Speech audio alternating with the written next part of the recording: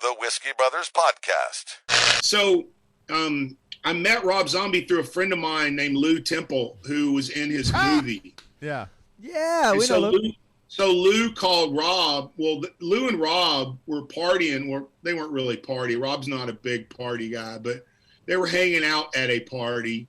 And he said, Rob said, hey, man, we should make a fake band where it gets killed and we find their demo tape and we re-release it.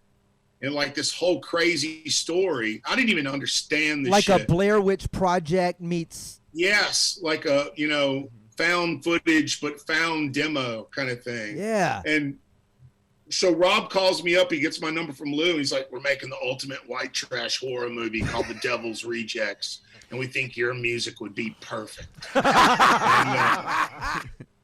Just kind of a fucking, pissing on my leg, shaking my hand thing. You're like, thank you. Yeah. Exactly. But then he was like, yeah, just write some songs. We're going to do this fake band. And then he flies us out to L.A. And anyway, the long and short of it is we did the soundtrack for The Devil's Rejects, and we sold it all to his fans. And Martin Scorsese might be a legendary director, but he hasn't sold 20 million records like Rob Zombie. The Whiskey Brothers Podcast.